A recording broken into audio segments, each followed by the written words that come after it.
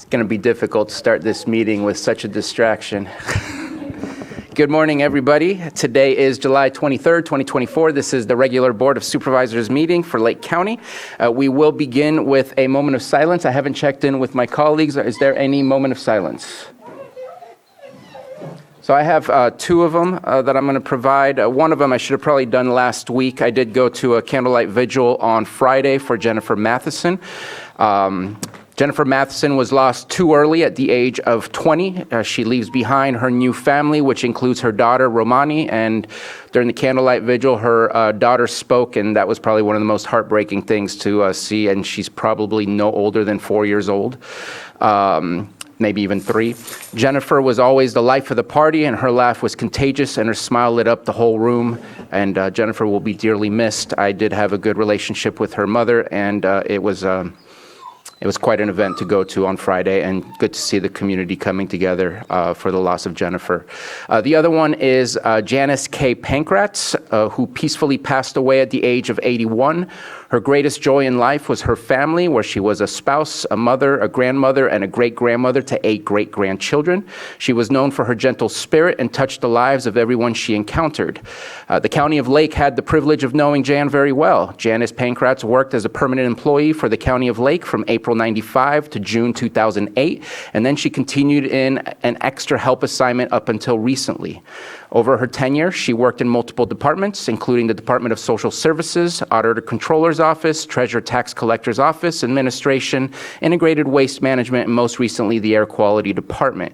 Jen will be dearly missed and remembered, and if we can have a moment of silence for those two individuals.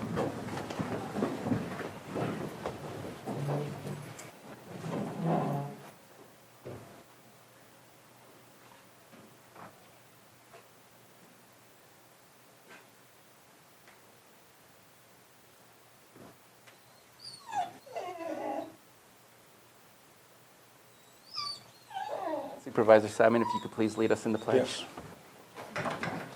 Pledge allegiance to the flag of the United States of America and to the republic for which it stands, one nation, under God, indivisible, with liberty and justice for all. Thank you very much. And we will get to our pet of the week, but first, we have the approval of any extra items on the agenda. Any extra items from admin or board members? We have no extra items. Okay, and I see nothing from our board members. Next is our consent agenda. So I would like to pull item 5.2, and I believe that's for further discussion and clarification. Actually, 5.2, we're going to continue it to a future date. Okay, so that will be for a future date. And then 517 for further discussion. Any other items that board members wish to pull? Seeing none, let's open it up for the public. Anyone wish to pull an item from the consent agenda for further discussion? I see no hands in Zoom and no one getting up in the chamber, so I'll bring it back to the board for action.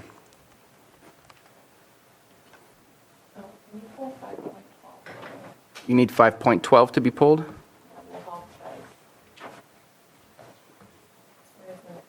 Oh, that's right. There was an error on that one.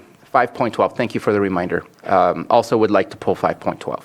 So, Mr. Chair, I'd like to move to approve consent agenda items 5.1, 5.3 through 5.11, and then 5.13 through 5.16. Second. We have a motion and a second. All in favor? Aye. Any opposed?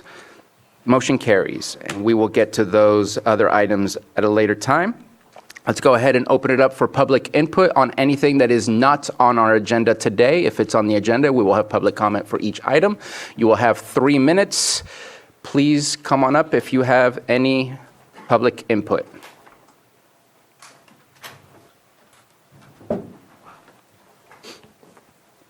I don't know who to thank. I was at the Lakeport City Council meeting and I didn't get a chance to be there in time for this. But I just wanted to say thank you for the fireworks display that was over Lakeport, and then there was one the next night. I've never seen anything like it in my life, and in these times when we need to come together in patriotism, it just reminds many of us as children of watching that. I do know there's a concern with safe and sane and illegal, and I do know that they said something about at the new park, people were setting off fireworks. That might be a good place to have a designated places for even safe and sane, because we are in this fire danger. But man, what I saw from a good vantage point, that spectacular display, which has cost so much money, that is what was beautiful, and I think it was very poignant and needed. Thank you. Thank you for your comment. I'm sure Supervisor Green can pass on that comment to the City of Lakeport. And seeing no one else getting up, let's go ahead and close public input. And we will now go to the Pet of the Week. And Officer Kopis. Already found a friend?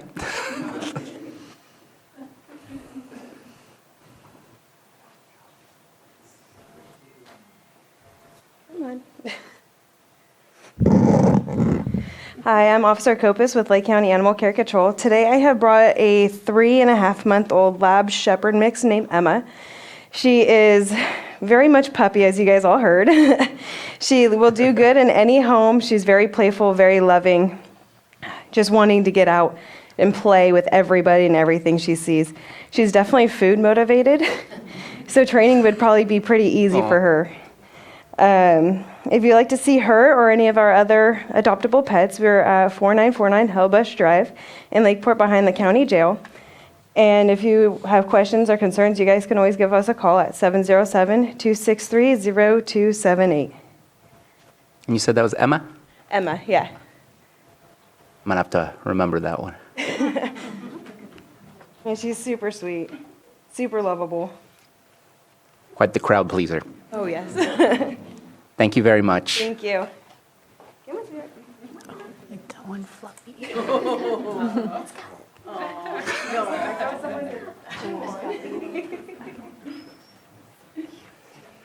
Let's go ahead and move on to our item 6.3, 9:05 a.m., presentation of proclamation designating the week of July 21st through 27th, 2024 as Probation Services Week in Lake County. Please come on up. I think we have a large group today. Don't be shy. Come on up, all of you. There you go. Oh, my goodness. Get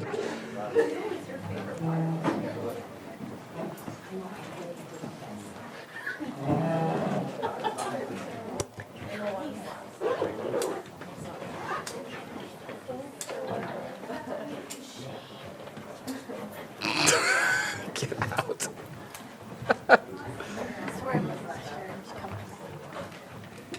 And if you all keep going over to the right, we can fit everybody in.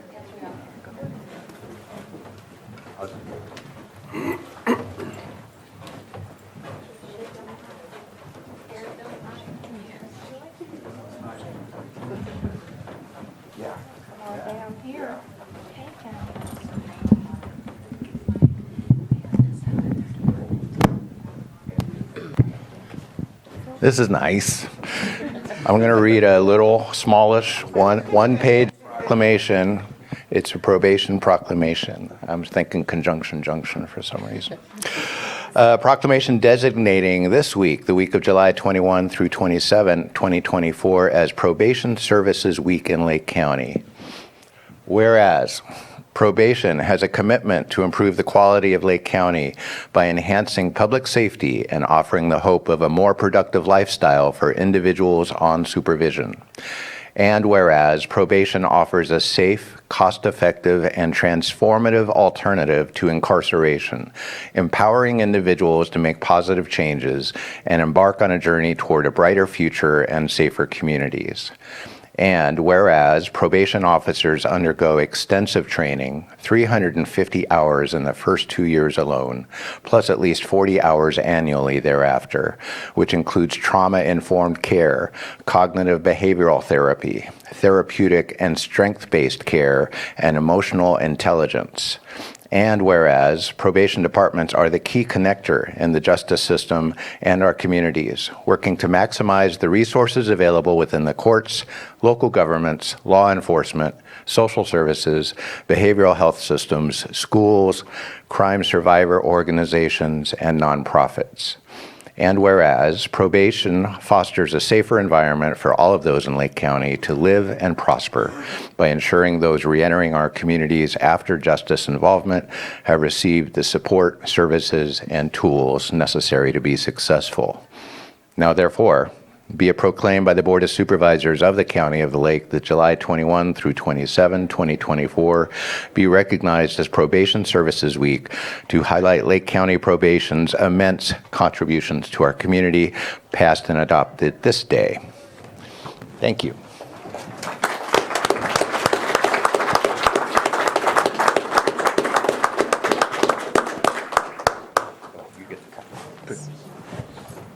Thank you, Supervisor Green.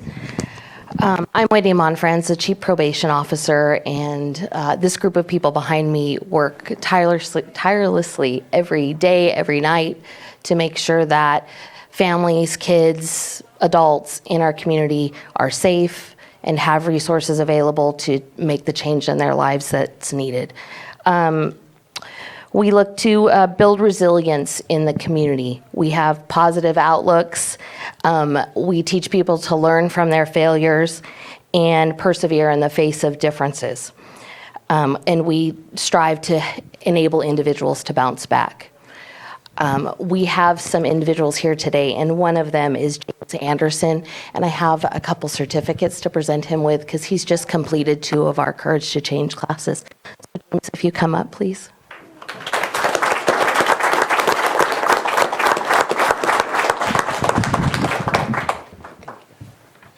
Thank you. I gotta grab my paper real fast.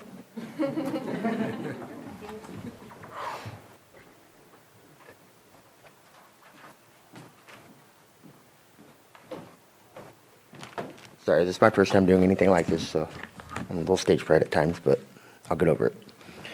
So today, here I stand in front of all of you giving a special thanks to the Lake County Probation Department for the thanks and gratitude that they deserve, especially from my behalf. I am James Salvador Alvarez Anderson. Since I was really young, 13 to be exact, I've been in and out of the probation department for minor events, mainly for wrong decisions which they have given me the chance to correct and become the person I am today and becoming now. This thanks goes out to these specific individuals, of course, and of course the rest of the Department of Probation in general. Claudia Costa, who has been there for me on and off for a long time since I was a juvenile. Deputy Santana, who has stood by me for 2 years and then some, guiding me and showing me that it is possible to achieve and still be on the right path as long as I tried and wanted to actually be successful in life, especially for one of my criteria that I was dealt in my life. And then now my most recent success that I have been blessed with for achievement in life is Miss Brianna Hudson, who has proven and locked in my full success story for my life and present/current achievements. These 3 individuals and the rest of the Department of Probation in the County of Lake, I owe so much appreciation and gratitude to. For the 180 they gave me in life and my most recent contributes, which include the morals in which I now have for the department with much respect and gratitude. This department is now an inspiration of my life and my new career, which they are helping me accomplish and I am now currently accomplishing, which include a degree in human services and a bachelor to physics and education for psychology, for where I will now be able to help others in addiction recovery and have a beautiful new chance in life for a successful career and a strong leadership and a chance to finish being a decent person and a proud parent. To the lovely child who can now be proud of her father and want to stand for the same when it comes to her father's success story in life. So here I stand with great honors and special thanks to my heroes, the Department of Probation in the County of Lake. So let's give a special round of applause to this department for all the great achievements in this county, including my success. Thank you so much for the Lake County Probation Department, my new idols. So here we go with great appreciation to everyone in this department.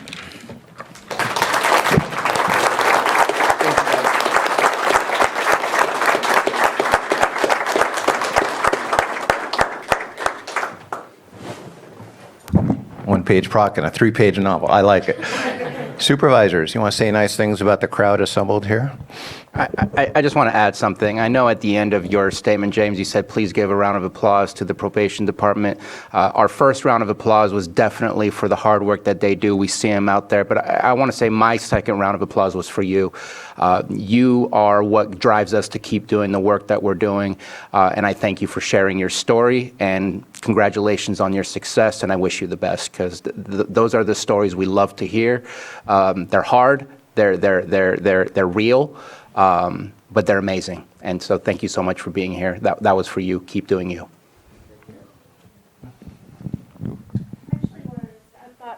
I'm not a supervisor, but you did. You just put the microphone down. I debated about whether I wanted to come up here and embarrass you, but I decided I did because I was thinking about not just James that shared his testimony today, but about a lot of youth that Wendy, you and I, and Meredith, and Kevin have worked with over the years who have amazing, incredible success stories. So I think that the impact of your department and what you do is immeasurable on the community. It's a testament to the heart and soul of this department, which is not everybody here is amazing, even though you do steal employees, which is fine. No, we're one big happy family. Of course, we're co-locating, which is an exciting new endeavor. So what I love about Wendy is she's not afraid to take on risks or challenges. She's ruthlessly optimistic, which I truly appreciate. And she's small but mighty, literally.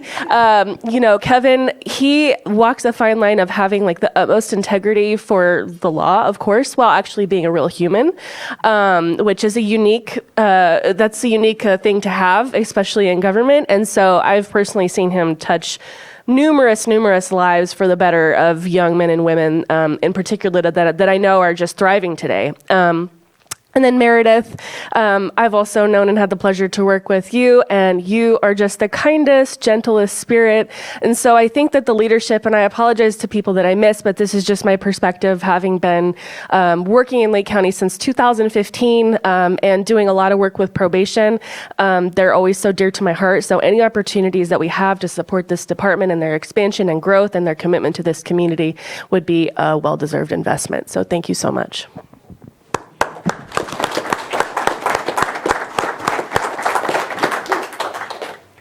PJ, did you? Yes. Ready? Supervisor Crandall. Thank you. And thank you all for your hard work, all that you do, and, good job getting ready to become part of the team as well. I wanted to say that the reality of everything when it comes to this is you all have to do so much. You have some that will comply with you. You have some that you can work with easily, but then you have those that just tell you what you want to hear, and you got to keep going over and over again. And sometimes you feel like you get kind of like jaded. So it's just important that you have your self-care as well, so that you can just cope and know that sometimes people need to hear it 20 times before they decide, and it's always on their time, and you do your best to keep them in line and on track, and just appreciate that. So again, thank you.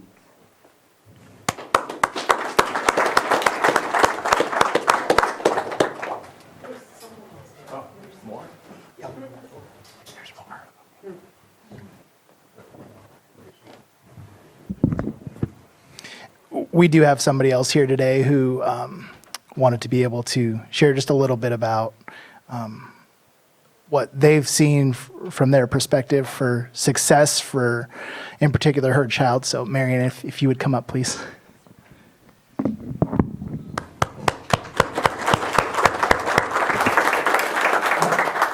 Good morning, ladies and gentlemen. I feel blessed to be here this morning.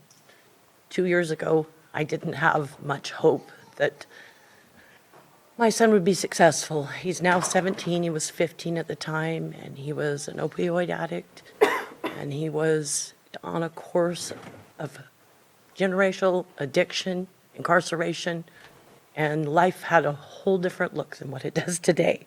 I'm proud to say, as of today, my son has graduated from high school a year early. He is working full-time. He's been clean and sober for a year and 9 months, I think. It was a long journey, and without probation and what each and every one of you have done, the RAP program, Redwood Community Services, it's changed our lives. And I'm so, so thankful for the programs that are available and the good people that work here through probation. So once again, thank you very much.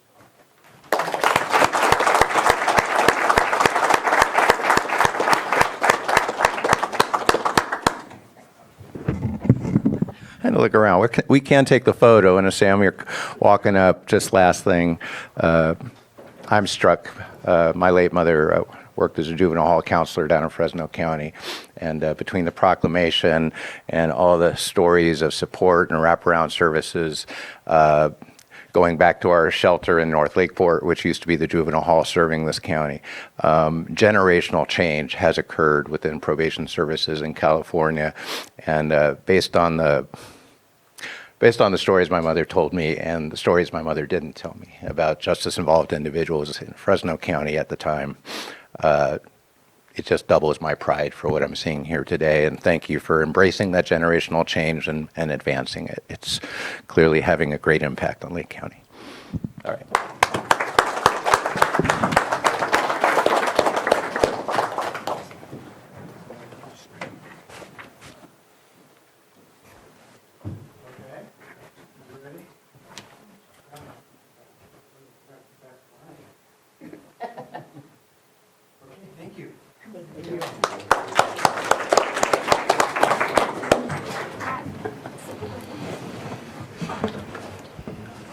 Thank you, guys. Thank you, guys. Thank you for the hard work.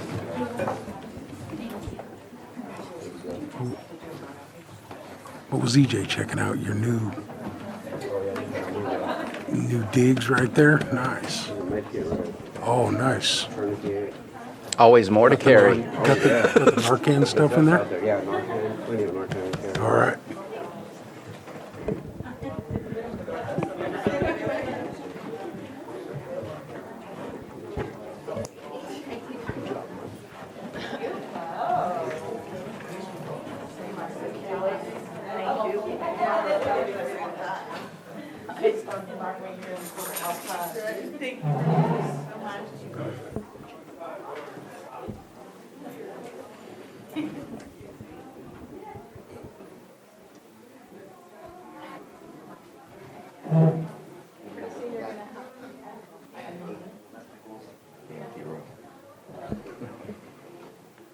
All right, that was nice. I remember last year's presentation, and this one was right on par with our expectations from what comes from probation when we have our proclamation. So, love hearing those good stories. Yeah. Let's go ahead and move on to our 9:15 a.m. item, 6.4, public hearing, consideration of ordinance 1658, Article 5, commercial weighing and measuring device registration program to reflect the recent legislative changes that amend Section 12240 of the California Business and Professions Code. And we have our Ag Commissioner, Catherine Vanderwall, with us. Good morning. Good morning. All my stuff.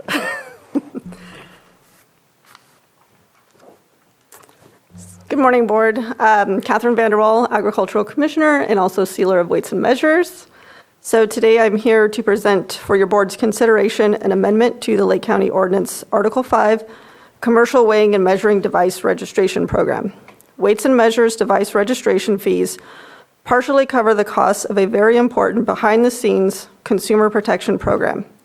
With very few exceptions, all weighing and measuring devices, meters and scales, used in commercial transactions are tested on an annual basis by my department. These devices are tested for accuracy to ensure that consumers are getting what they pay for and businesses are operating in a fair and equitable business environment. Under Article 5, Commercial Weighing and Measuring Device Registration Program, Section 3-50 provides the authority for the Agricultural Commissioner, Sealer of Weights and Measures, to charge fees to recover costs associated with inspection, registration, and certification of these commercial weighing and measuring devices. Under Section 3-53, Item 553.2, annual fee specifically lists the device fees as identified in the California Business and Professions Code, Section 12240. On October 8th, 2023, the governor signed Assembly Bill 1304 into law. This bill adjusted device registration fees for commercial weighing and measuring devices and became effective January 1st, 2024. So this new statewide fee structure is the first comprehensive adjustment since 2012 and reflects the true cost of the regulatory program. This new fee structure is not reflected in our current ordinance. So the proposed amendment to this ordinance will remove the invalid excerpt of Business and Professions Code currently found in item 53.2 of Article 5, and instead will reference the Business and Professions Code Section 12240, in which fees will be the latest County of Lake Master Fee Schedule adopted by your board in accordance with Section 12240 of the California Business and Professions Code. Thank you. Does your board have any questions? Any comments or questions regarding this? And I thank you for our email back and forth. More of a formality because we're already there. It's just matching up with what the state code is. So appreciate that conversation. Supervisor Green. Yeah, just don't have to, but sometimes when you cite the government statutes, it's nice to put the as may be amended in case the state law changes. I don't think it's necessary, and I know attorneys may disagree on the utility of such language, but that would be a suggestion. If we're going to cite to Section 12240 of the Business and Professions Code, we would cite to it as may be amended, so that if the state law does update, we don't have to come back and update our code. So, question more than a comment. Mr. Quintovano? Your board has the option of amending the draft ordinance to incorporate that language. Typically, when a statute is cited in the ordinance, when that particular statutory citation is amended, it's still in effect for purposes of the ordinance that cites that statute. And the only time, I suppose, in a narrow set of circumstances, a narrow situation where if a statute gets renumbered, that may be useful. So it's a little difficult to kind of foresee what's going to happen. I think Section 12240 has been in place for quite some time. It's not a relatively recent statute, but it's certainly up to your board whether or not to amend it to incorporate that language, that phrase. Thank you for that response. I think that what I understood from County Council is adding that, and if it stays at 12240, there's no change in the outcome of any amendments in the future. And my guess would be that if it does change to a different number, we would have to eventually just bring this so that it makes sure it's not confusing to anybody who's reading our ordinance, who then has to do some research and figure out where the new statute is placed in the California code. So I think leaving it as is fine by my reading of it, and just look and see if there's any further comment or discussion from board members. Seeing none, let's go ahead and open it up for public comment. I see no hands in Zoom, and no one is getting up. We really emptied the room. No one is getting up for public comment in the chamber. So bringing it back to the board for action with or without amendment. Yeah, I was going to ask about the form of the motion, but I can give it a shot. Move to approve an ordinance amending Article 5 of Chapter 3 of the Lake County Code relating to commercial weighing and measuring device registration program, and bring it back for a second reading at the next available meeting. So your board may, for the first part of that motion, would be to approve the first reading of that ordinance to be read in title only to streamline the process. And then with that motion, once it's approved, the clerk of the board would read the title. Second. Good. Let me amend my motion to say so moved. It was a good faith effort. We have a motion and a second. All in favor? Aye. Any opposed? Motion carries. All right, it's an ordinance amending Article 5 of Chapter 3 of the Lake County Code relating to commercial weighing and measuring device registration program. Oh, there it goes. Okay. And then we need a motion for the next date for the second reading? Yes, it would be a motion to approve the draft ordinance to be advanced to the next Board of Supervisors meeting for consideration and possible adoption. And it would be to a date and time certain. Does it have to be time certain? Usually we put these in the consent when it's a second reading. Johanna? August 6th on consent. Just for the record. So moved. Second. We have a motion and a second. All in favor? Aye. Aye. Any opposed? Motion carries. Thank you very much. Thank you so much. So our next timed item is not until 10, so we're going to take up some of our untimed items. I see we have behavioral health in the back of the room, so let's go ahead and start there. 7.3, consideration of amendment number 3 to the agreement between County of Lake and Community Behavioral Health for specialty mental health services in the amount of $13 million for fiscal years 23-26. And Director Jones, good morning.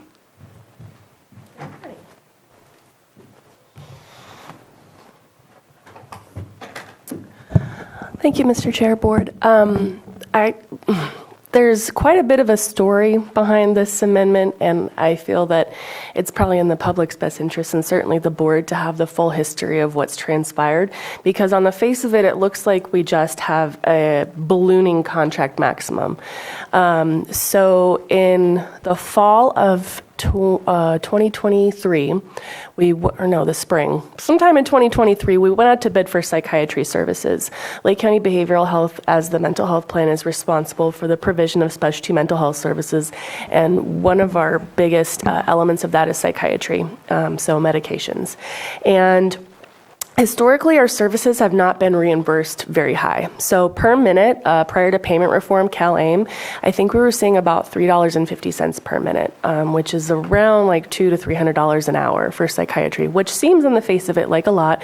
But if you calculate in administrative costs for the contractor as well as us to monitor, to bill, all of from soup to nuts to take these services to the community, it's a lot more than that. So through payment reform, the county negotiated new rates with the state of California and was codified with the Centers for Medicaid, which is who do the federal match. So as you're aware, Medicaid is a matching program, county share, state share, federal share, and that makes the soup.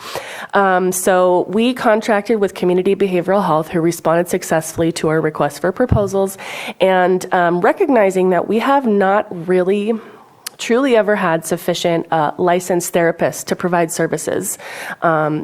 We've done our best, but really that's where our biggest gap was. We committed to expanding our network of providers, licensed therapists through Community Behavioral Health, which was a new move for our department to contract out therapy.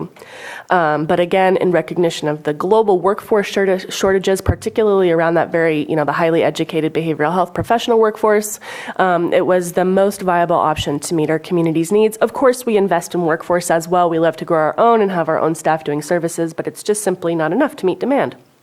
So our original agreement, we negotiated, I want to say like $265 an hour for a psychiatry visit, which is very low. Payment reform turns our rate, what we get when we bill the state, is about $2,100 an hour. Now that means that cost settlement goes away. So in the past, we would reconcile all of our costs, those that were covered, those that weren't, and we would true up with the state and they would pay us the difference. That goes away. Now they're expecting us counties to bill effectively so that we totally sustain our costs. Moreover, in 2028, although I'm hoping they push it out a bit, the state wants us to go to a fully capitated rate. That means they've done analysis of all of our claims for the past several years and they say, okay, we know generally what it costs per Medi-Cal beneficiary to receive services, and we're going to give you a capitated rate, and you're going to have to make that work. So in the interim between our new rates and this capitation, it's really important for plans to maximize their billing. Otherwise, they're not going to get a good capitated rate. So what does that have to do with the contract before us? It means that the rates go up, right? We have agreed, along with all of our contiguous counties, so that's Sonoma, Mendocino, Napa, that we're going to pass through 65% of our rate from DHCS. regardless of whether or not we bill our own staff or contracted provider staff, we get the same rate, but plans have to be very careful because that's what we have to maintain our entire business off of. All of our administrative operations have to be from that rate as well. So again, 65% leaves us a profit margin of 35%, and profits are baked into payment reform. So behavioral health systems have traditionally been completely underfunded compared to the private sector. You look at any federally qualified health center, Tribal 638 clinics, they get a lot more money on their fee-for-service rates than behavioral health. Payment reform fixed that, which is great. So you're going to see dramatically increased contracts simply because the dollar value of these services is valued higher than it ever has been before, and it's a true representation of that cost and that rate. So we are dramatically expanding services under this amendment with CBH to include as much psychiatry as we need. We are actually having an on-site in-person provider for especially children, which is a long time coming. Back to it. We had it pre-pandemic for a little while. And then primarily we utilize them for telehealth, so teletherapy, and we reserve our in-person county employees for that in-person people who need to meet in person. So again, this is to meet the demands of our community. And further, the last point I'll make about this agreement is that if you look in the rate section, CBH has agreed to get paid a flat rate for 4 hours per day. So that means in a typical day, we're usually billing 7 hours of services. We do give them a lunch, right? So they bill 7 hours of services, but we're only having to pay them for 4. So that means that the behavioral health plan stands to make a significant amount of patient revenue, which we are required to reinvest in community services and supports, which is really good if you consider the changes about Prop 1 and the potential reduction in certain funding streams that support community programming. So that was a lot, I realize, but it's complex. Unfortunately, behavioral health financing in California is one of the most complex financing systems ever. So happy to answer any questions you may have. Thank you very much. Are there any comments or questions regarding this item? So I appreciate the information. I appreciated the email exchange as well regarding this. I'm going to move forward and approve this, but I will say I have some concerns. There's 2 things that you've stated, once today and one last week. One was that you said now we have unlimited billing capabilities coming up. I don't know if it's already active because I spoke to the $33 million contract that we had signed a while ago. And now this, where it's 10 times, almost 10 times the reimbursement rate that we're receiving. I don't want to take away from the services that we're doing, but I can't help in my mind wonder how is that fiscally sustainable at the federal level, and how does that impact the economy? We're so small that and such a high need in those services that I'm not going to get myself involved in a complex conversation, but I do have concerns about the sustainability of how this is working out, especially as we seem to be expanding Medi-Cal services, not seeing a decrease in the need of Medi-Cal services in our communities, and we're not the only ones that are seeing that. So I just wanted to share that concern. There are also, and I'm going to let you speak because I think you were going to speak to what I was going to say. You had something you wanted to say. There is an error in the math in the recitals that I apologize for, that I wanted to make sure in any motion that may come up is addressed. So the contract maximum is incorrect. Our math didn't math. Is that what you were going to reference, Supervisor? Yeah, and if I can help you out with that, in the in the fourth whereas in the Amendment 3 recitals, I believe it is correct that it is being increased by $12,400,000, but that will make it for a contract maximum of $15,600,000. And that is one. And then for the compensation, number 3, that should be $15,600,000 as well, since that's the total amount. And then there is one thing that I feel is missing, and that's from Exhibit B, Section 6.2, where it states fiscal year budget breakdown. In the past amendments, it stated that fiscal year 23-24 in the last amendment was at $3.2 million. That is staying at $3.2 million. Fiscal year 24-25 should state the $12,400,000, and then fiscal year 25-26 should continue to be TBD, as there's nothing that has been set for that current year.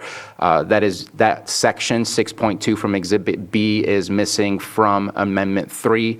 I just want to add it in there so we know where that increase amount goes to and what fiscal year. Thank you very much, Mr. Chair. Absolutely. Any comments or questions regarding those changes? Supervisor Green? Not the changes. Those sound fine. Thank you for navigating that.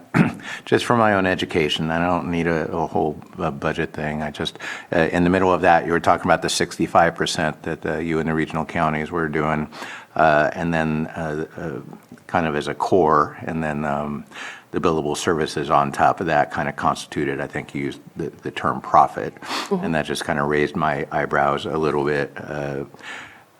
I know what you meant. I mean, we're not the county is not a for-profit agency, and behavioral health is not a for-profit agency, but you do have to run profit and loss statements, and you do have to understand whether you're ahead of the curve or behind the curve on your spending.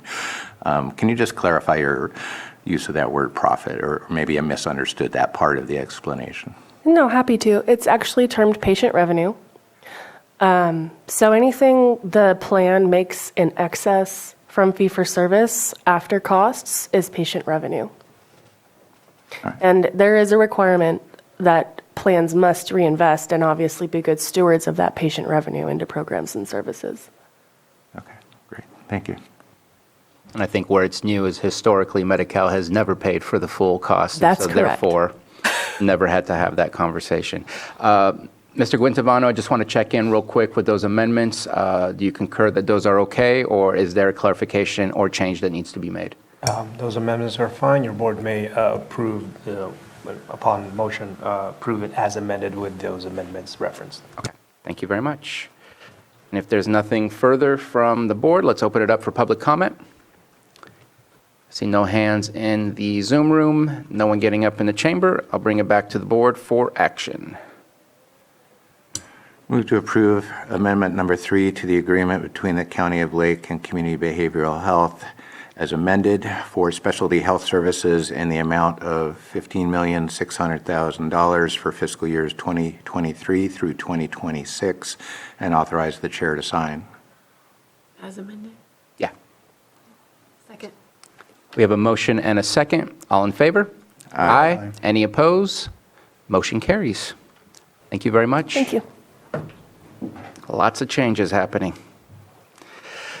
We will move on. We'll go backwards to item 7.2, consideration of appointment of District 5. Oh. She's going to come in. Okay. So let me know when you're ready for that one. We're going to move on to item 7.4, consideration of the following advisory board appointment: Maternal, Child, and Adolescent Health and Western Region Town Hall.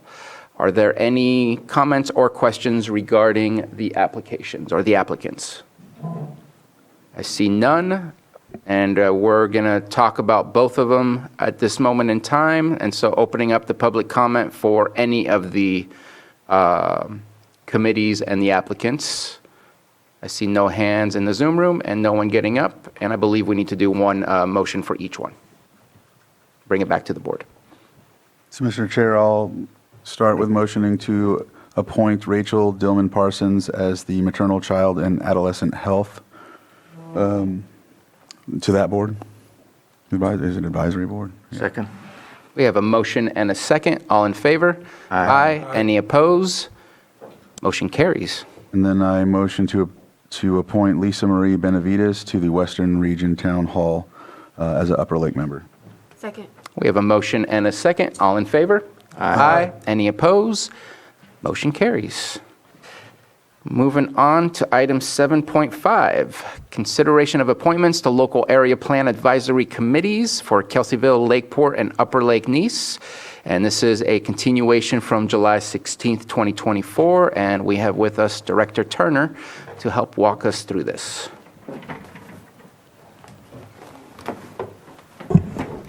Good morning, Maria Turner, Community Development Director. Johanna is passing out a number of applications we received after the posting of the agenda for today. Please note that we accidentally put Lisa Marie Benavides in this packet too, even though her application was just approved for a different advisory board. Last week, the board approved 5 out of the 8 local area plan advisory committees, or LAPACs. Continuing a few, the Kelseyville one, Lakeport, and Upper Lake Nice area planning areas to today, so that staff could confer regarding the matter of appointing more than 2 municipal advisory council members to a LAPAC. I want to express appreciation to County Council, because the things that I think are so easy and straightforward, he actually thinks about longer and did come up with a number of potential issues. And so it is the recommendation today then that no more than 2 municipal advisory council members be appointed to any one given LAPAC. That's to ensure the free-flowing input on an equal basis of all members, without the sort of the sense or the possibility that a municipal advisory council opinion might weigh heavier than our members of the public. So I thank County Council for their deliberation on that matter. And so before you The board appreciates us getting an answer on that too, so we can figure out what we need to do. So thank you very much.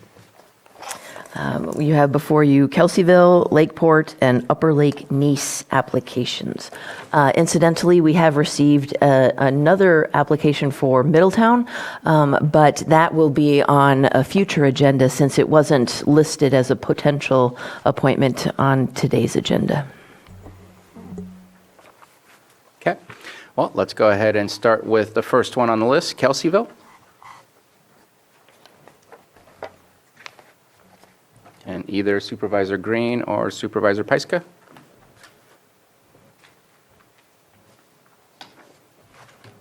Actually, I do have a quick question just for process purposes.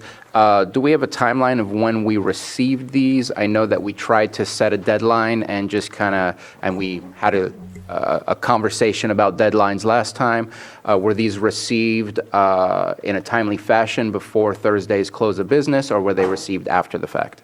The packet that you have separate from the listed ones were received after the posting of the agenda. Okay. I just wanted to get... Though I do want to note that we did post the agenda a day earlier than normal, so it would have only given people about a day from last Tuesday's board meeting to have submitted their applications.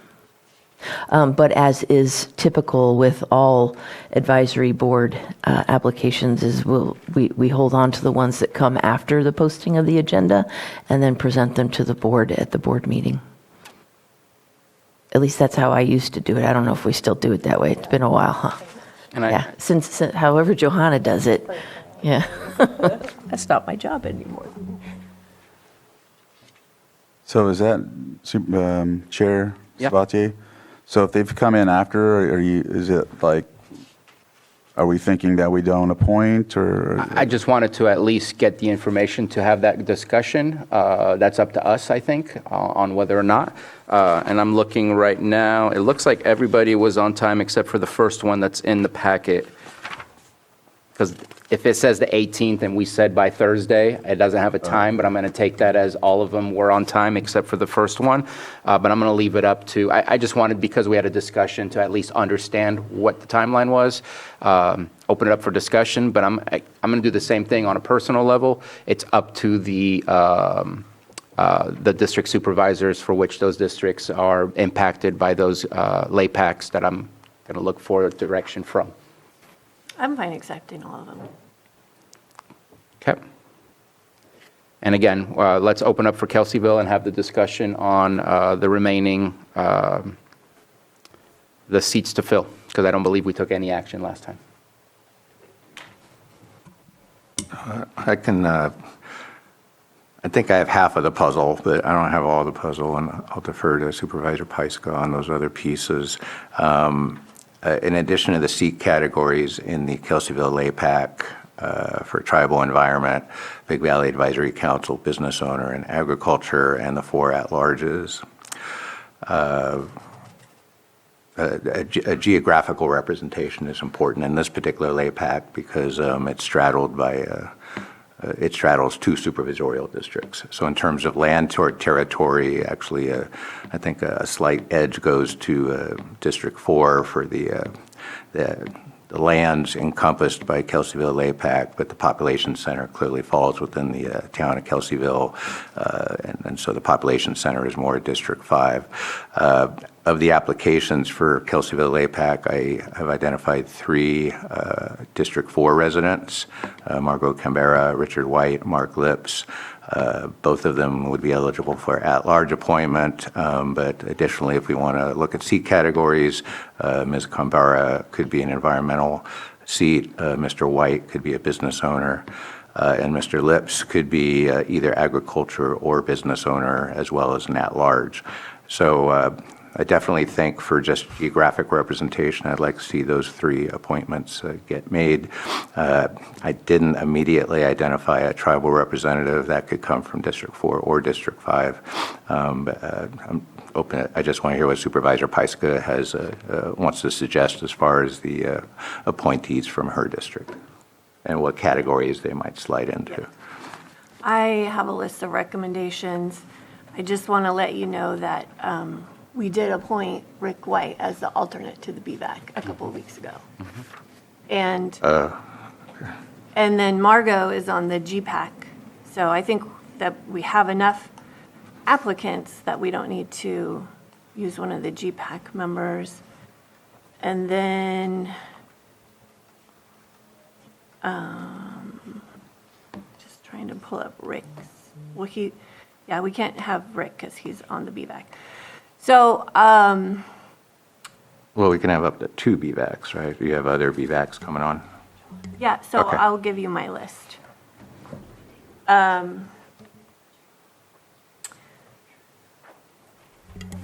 Angel Acosta is in District 4, and he is on the BVAC. And I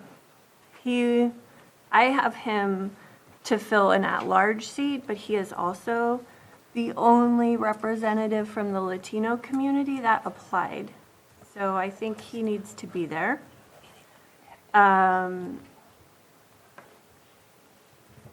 For the BVAC seat, we had 2 other applicants, Joy Merrilees and Brian Hansen, and I asked them both to weigh in.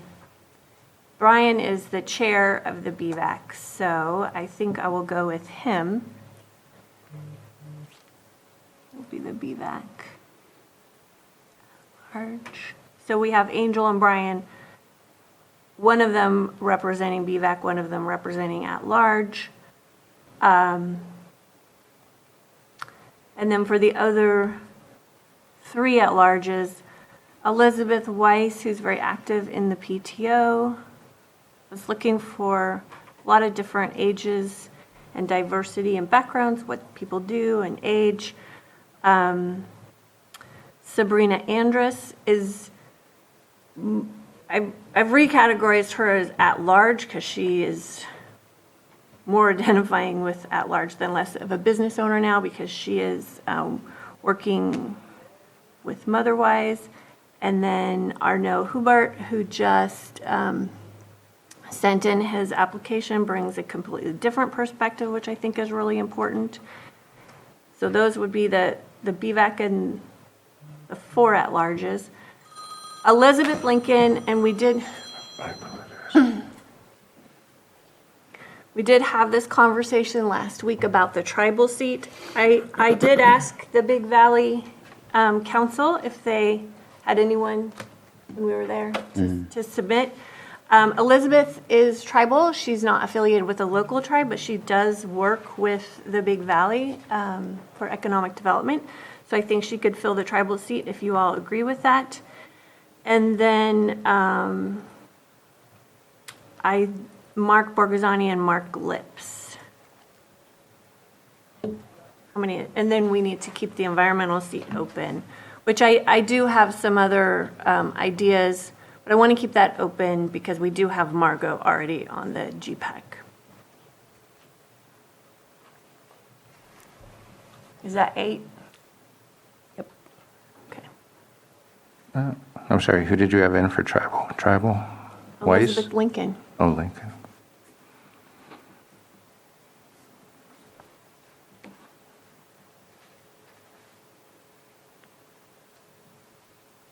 And did you have business owner and ag in there?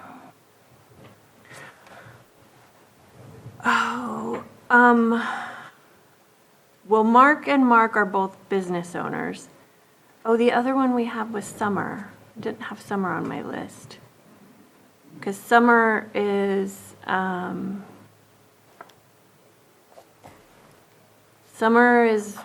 working with the Wine Grape Commission. Oh, you know, because I had Joy as a dual seat with Ag and BVAC, but now we've gone with Brian.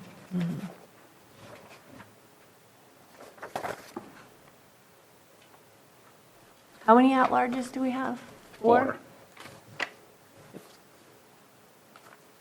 4 at large. Okay, well then, we could just have Mark Lips, rather than Arnaud, since his is late, be at-large / ag. Or be at-large rather than business, and Summer be ag.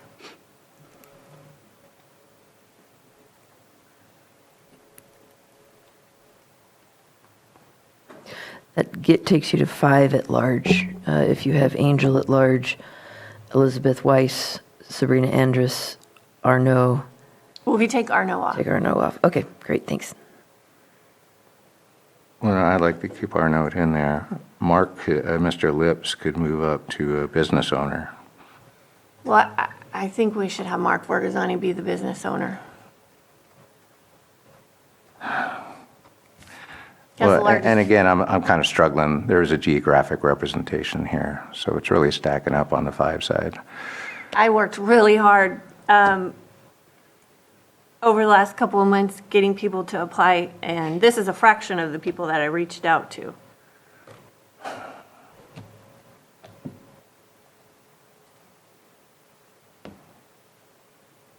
We don't know where Summer lives, do we? I did ask that yesterday because it's right back there. Sorry, I'm getting that for you right now.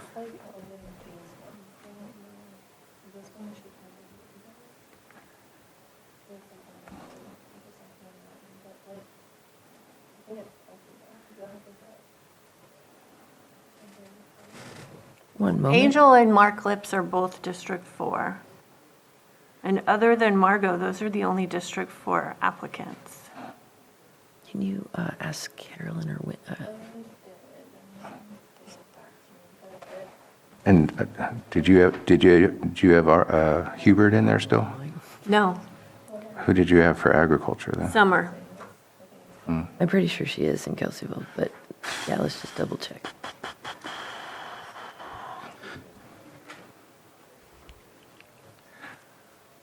So if I'm reading this right, I see Lincoln, Hanson, Borghesani,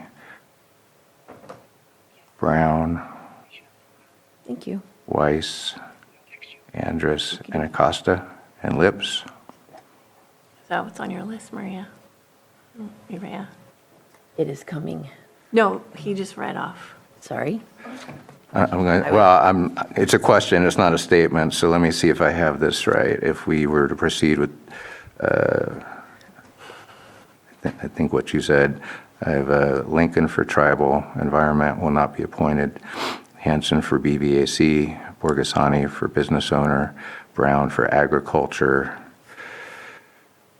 Margot comes off, Mr. White comes off, Mr. Lips is an at-large, Mr. Acosta is an at-large, and Ms. Weiss is an at-large, And Sabrina. and Ms. Andrus is an at-large. So we have all 4 at-larges and 4 of the 5 other categories. Yeah. Does that sound right? Is that what we have? That's the list I gave. No, Is she but District 4 or District 5? Right now, I've got her street address, yeah. But we also have room to have the environmental seat come from District 4. I did reach out to someone who's just outside the planning area. But there's, Well, it also looks like Borgasani's 4. I missed that on the first. I think he put that down wrong. You put it down wrong? I I thought think so. so. I think he lives in District 5. So I'm going to ask for a 5-minute break while we go ahead and take a look at that map and make sure that we come back here with, please have the discussions you need so that we can come back with just a proposal of what it is that it's going to be. I think we're set. We just want to know exactly where Summer lives. Just want to give Johanna Yeah. time to be able to do that. So let's reconvene at 10:05. Okay. She lives in 5. All right, welcome back. Do I ask Director Turner for who is being proposed, or do I come back to the board members? Just as a recap, where Please. we were when we went for break, was the following members would be considered at large: Angel Acosta, Elizabeth Weiss, Sabrina Andrus, and Mark Lips. Representing the Burns Valley Advisory Committee, no, Big Valley Advisory EVAC. Committee, EVAC, Brian Hansen. Elizabeth Lincoln would be the tribal representative, Mark Borgasani, the business owner representative, and Summer Brown, the agriculture representative, leaving the environment seat vacant. I'm Okay. good with that. Let's go ahead and open that one up for public comment for those appointments. I see no hands in Zoom, no one getting up in the chamber, bringing it back to the board for action. I move that we approve the list presented by Director Turner. Second. We have a motion and a second. All in favor? Aye. Any opposed? Motion carries. Next is Lakeport Area Plan. We have 4 applicants. I don't know that there was more in here. There were no late applications received for Lakeport. Thank you for helping me out. And so Supervisor Green. Yeah, thank you. Yeah, the list is what it is. This is LAPAC sits fully within District 4, so geographic representation isn't a concern. Filling these various seat categories is. I want to thank County Council again for researching the Brown Act issue, although I do have 3 members of the Scotts Valley Community Advisory Council have applied. I intend to nominate only 2 of them to avoid any Brown Act concerns as have been stated. And so the nominees I'll be proposing would be Mr. Greg Scott under the seat category of Scotts Valley Community Advisory Council, and then 2 at-larges, Jared Hendricks and Danny Wind. And I also spoke with Ms. Sieber Davis last night, and she understands kind of the Brown Act issues, and I've thanked her for her application, and she's willing to step aside. Okay. Any comments or questions from board members? Seeing none, open it up for public comment. And seeing none, bringing it back to the board for action. Chair, I move to appoint Greg Scott as the Scotts Valley Community Advisory Council representative on the Lakeport LAPAC, and to also appoint Jared Hendricks and Danny Wind to at-large positions. Second. We have a motion and a second. All in favor? Aye. Any opposed?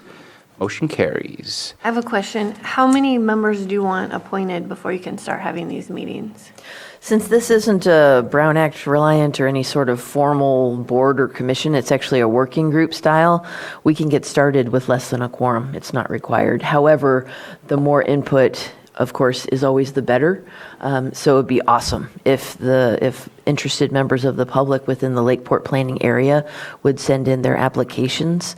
And if it's amenable to the board, right up until the day of the meeting would be great. I would be happy to take these applications back to the board at a future meeting to continue building out that LAPAC. And you want to meet the beginning of August, is that? Well, we're starting our second session of the community workshops in the beginning of August. And so I will send out the notification of appointment letter to our appointed LAPAC members, probably sometime early this week, which will also include a flyer for those workshops so that they can sort of attend and get a feel for the community before we start launching into our meetings later in August and through September. Okay. And possibly October. But again, for all the interested or half-interested people who are listening, we will only have as many LAPAC meetings as we need to achieve consensus on a number of issues per area plan. So I'm thinking probably a minimum of 2 meetings. It will be done at the convenience of the LAPAC. I will be available anytime, any day, to help them achieve consensus. These will be meetings that will be publicly noticed to encourage the maximum amount of public input. Thank you for that. Supervisor Green? Yeah, it's a parenthetical comment, but among the municipal advisory council, some of them have terms. So one reason I chose to nominate Mr. Scott to the Scotts Valley Community Advisory Council is his term will extend in the next year. So he'll be there for the full duration of the LAPAC process, hopefully, whereas we would have had some other people terming out at the end of the year. So their status would have been a little less clear. Thank you. Thank you. All right, let's move on to Upper Lake Nice Area Plan. I believe there was a couple applications in the packet. Director Turner, would you like to provide that information? There were a few that came in after the posting of the agenda that are located in the packet that you received this morning. Of course, excluding Ms. Benavides. That was an accident, sorry. But I think that after Mr. Hubert's application, the rest of them were all for Upper Lake Nice planning area. And so I would defer to Supervisor Crandall for his input. And just real quick, I'm going to read out the names just because I wanted to make it public for those that didn't get this information since we were just provided this to us. We have Rebecca Campbell from District 3. I don't know if Debbie Clark is the same as Deb Clark. Deb Clark. Mm-hmm. So already in there. And Tanya Noble, and that's it. Just wanted to make sure and read it out since that was not part of the packet. Thank you. Yes, Supervisor Crandall, or Yeah. Vice Chair Crandall. Yes, it's so yeah, those 3 came in. It's we were hoping, so I was hoping to get as many as possible to get in and have a full group. So I'm ready to appoint. Let's do it. Okay. So for at-large, I'll appoint, I hope to appoint Tammy Alice Kay from Upper Lake, Betsy Kahn from Upper Lake. Is she on the GPAC? Yeah. Tanya Noble from Upper Lake, Rebecca Campbell from Nice, and Deb Clark from Nice. That's your 5 at large. At large, yeah. Okay. Business owner Diane Plant from Upper Lake. Worth Thomas Acevis, Nice. Environmental Connor McVeigh of Upper Lake. And then tribal Irina Quitaquit from Nice. And I looked to try and have as many as possible for each group. Of course, Upper Lake has a wider area and had a lot more applicants in that area, so I was trying to get as many Nice, at least 4 Nice, to try to have that representation, because I don't think before there was, I don't know if there was before, I can't say that, but what I do know is I wanted to try to be as equitable as possible. Upper Lake has Blue Lake, Saratoga Springs, and all that, Elk Mountain, you know, all these different areas, so I wanted to make sure there was somewhat of a even group, yeah. Okay.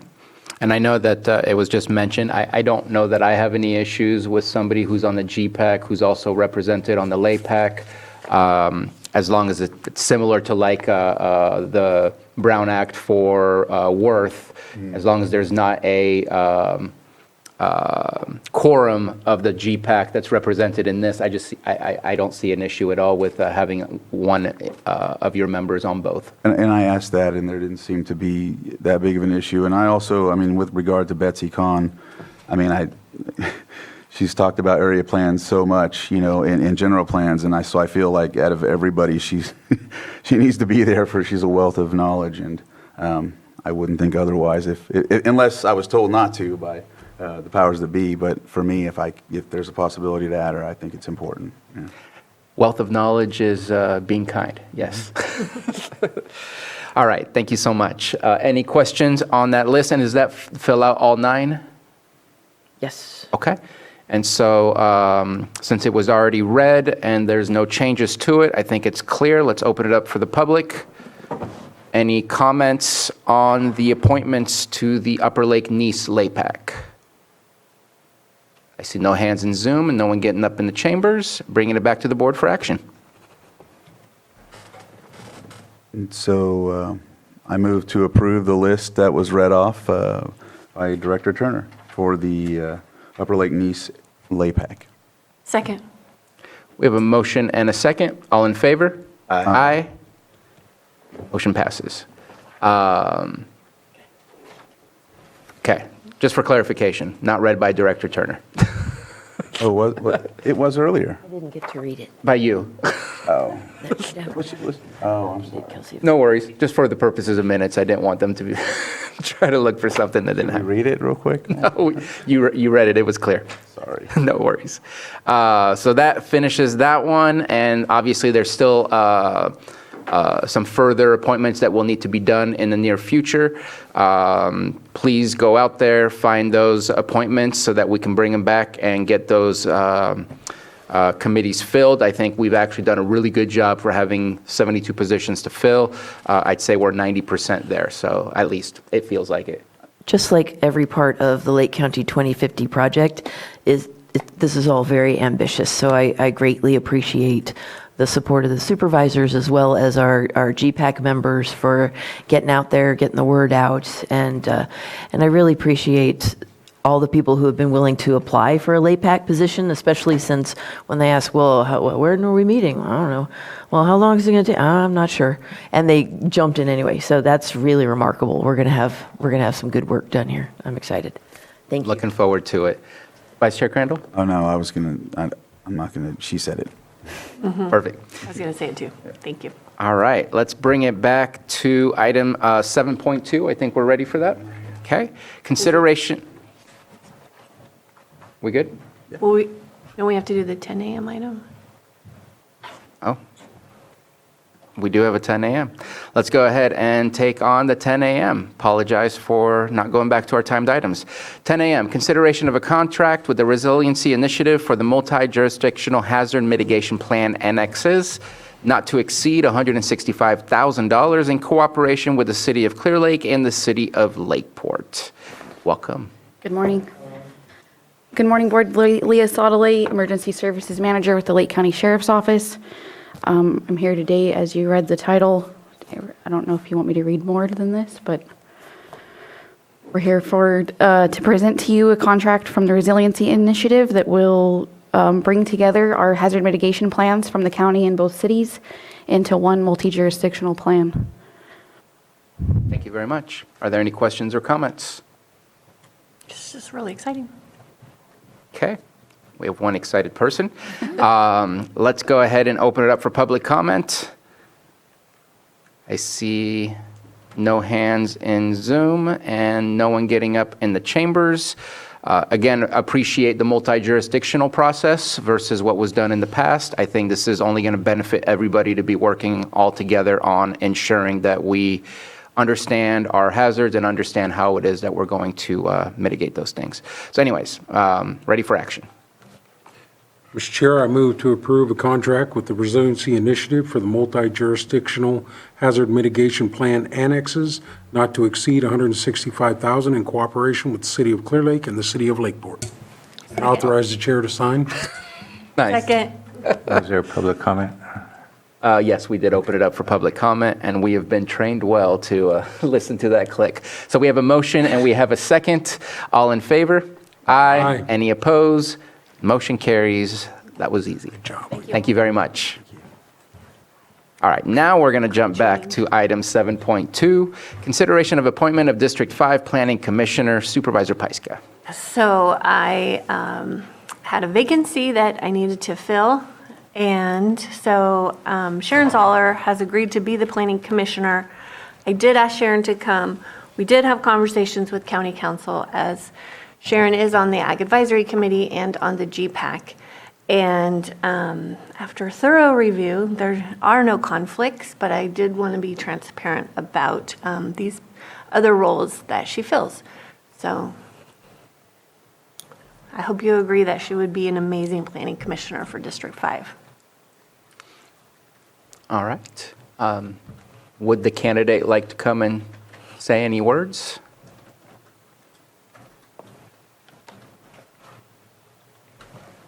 First of all, thank you for accommodating me. I had a little irrigation explosion this morning. I appreciate being put forward for this position, and I would appreciate your support in filling it. I don't know if you have any questions for me.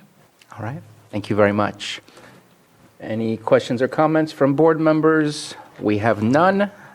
Let's go ahead and open it up. You got a pen up over here. Oh, I didn't see the pen. Just want to share my delight at see your application and your appointment today. I think you're going to do a great job on the Planning Commission, and it's important work that they do. It's not well attended often, and when it is attended, sometimes it gets bumpy, but I think you're going to do great in this role, and I'm very happy to see you move forward. Thank you. They usually get more attendance than we do. Thank you very much for that comment. Let's open it up for public comment. I see nothing from the chamber and nothing in the Zoom room. Bringing it back to the board for action. I move that we appoint Sharon Zoller as District 5 Planning Commissioner. Second. We have a motion and a second. All in favor? Aye. Any opposed? Motion carries. Congratulations, and thank you so much for applying. Thank you, Sharon. Thank you very much. So we finished all of our untimed items except for our weekly calendars, and we have one more timed item. And let's go ahead and start up on some of our pulled items. 5.2 is going to a different week, so that will come back later. Let's go ahead and resolve 512. Approve fiscal year 2024-25 renewal of Veterans Subvention Certificate of Compliance and Medi-Cal Cost Avoidance Program Certificate of Compliance, and authorize the board chair to sign. And I believe the only issue and why we needed to take this up is due to the first attachment. It says, I certify that, and that should say Lake County has appointed a county veterans, not having the name of the individual. But that was the only change that I was aware of. Johanna, just checking in with you since you reminded me to pull that. Was that the only change we needed to identify? And Rainey's on. Oh, and I'm sorry, I didn't realize Rainey was on.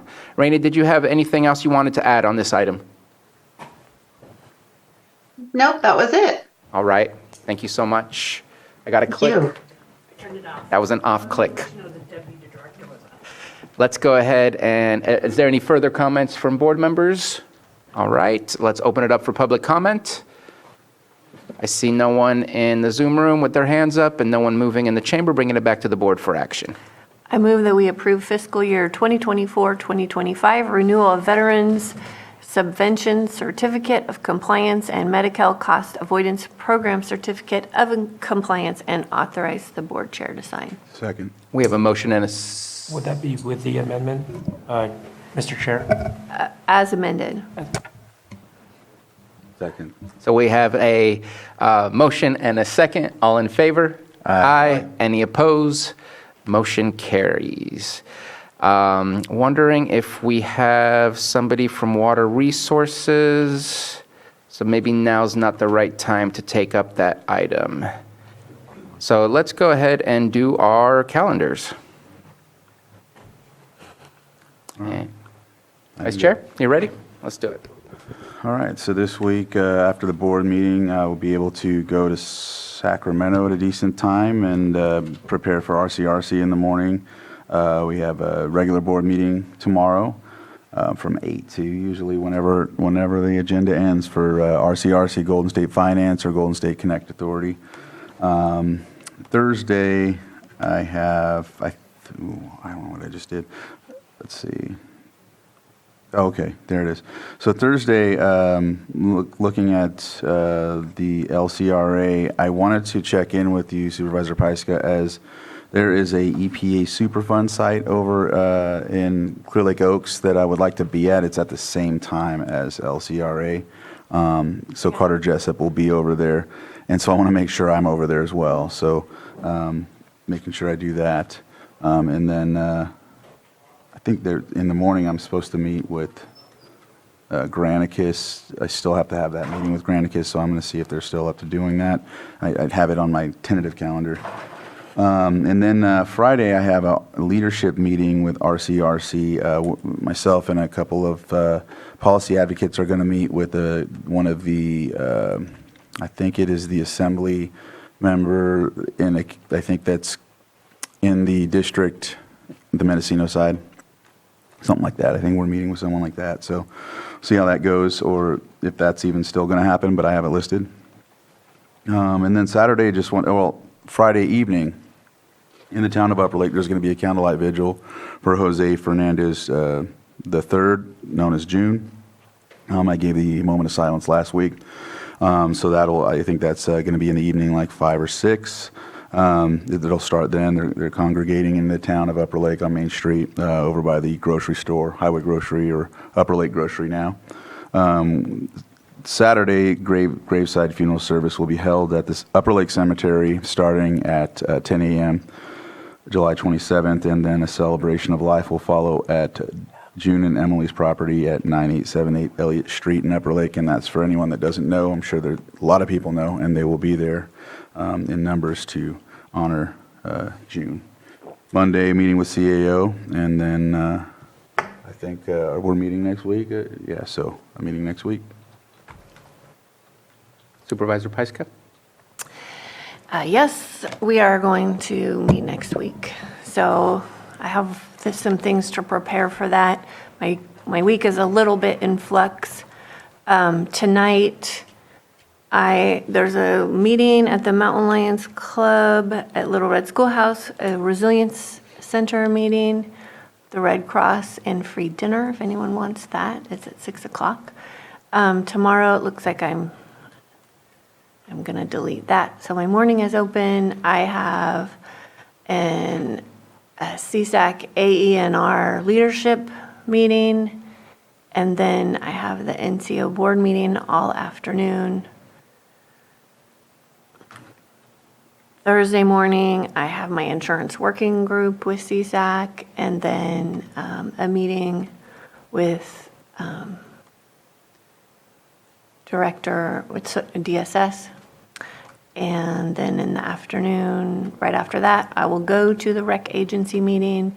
And then Thursday evening at 6:30, the Risk Reduction Authority is hosting another town hall on Zoom. And this one is we're going to have a presenter who's researched the effects of wildfire and smoke on our community, and so she's going to share her research, so I encourage everyone to tune into that or watch the recording on the Risk Reduction Authority's YouTube channel. Friday is the Opioid Abatement Settlement Fund, but I think I'm going to have to miss that. I do want to try and get out to at least part of the Thule Boat Festival. Maybe it'll be Friday afternoon, maybe it'll be Saturday morning. I'm not exactly sure yet. And then Monday, I have my meeting with CAO Parker. And I have another policy meeting with CSAC AENR. And then I'm back on Tuesday. Thank you. Supervisor Green? Thank you. It's on my calendar. I don't know if we have an agenda yet, but First Five Commission tomorrow. Friday, I do think I'm going to try to make the COAD Extreme Heat Tabletop in Kelseyville. That just sounds interesting. Monday meeting with CAO Parker, and that's about it. Pretty light week for me. Thank you very much. Supervisor Simon? Finish up the board meeting today. I'll be out of town on Wednesday, returning on Thursday. Got a meeting with Caltrans in the morning on Thursday. I do have the State Board of Fire Services. I'm going to see if I can make that meeting. I can't make it to Sacramento, so see if I can attend by Zoom. And then Friday, I have in the morning CAO Parker. We have our scheduled meeting, going to have this week, and then, I'll definitely be stopping by the Thule Boat Festival this weekend. I know we got some youth participating through our program on the tribal side, so it'll be a great event. And then obviously the 29th, don't have anything back here for the 30th, it sounds like, for our meeting on Tuesday, so. And then it was already announced about the Risk Reduction Authority, so. And I see on my calendar, it says canceled for the First Five Lake, and on the First Five Lake website, it does say August 28th at 2 p.m. So not sure if that was moved or if that's a different meeting, but just at least wanted to let you know about that.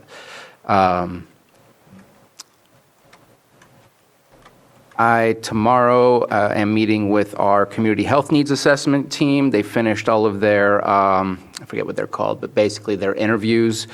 And so I don't know if they're going to be giving us a debriefing on the interviews or providing some data, but it's basically the next steps in the new 2025 CHNA.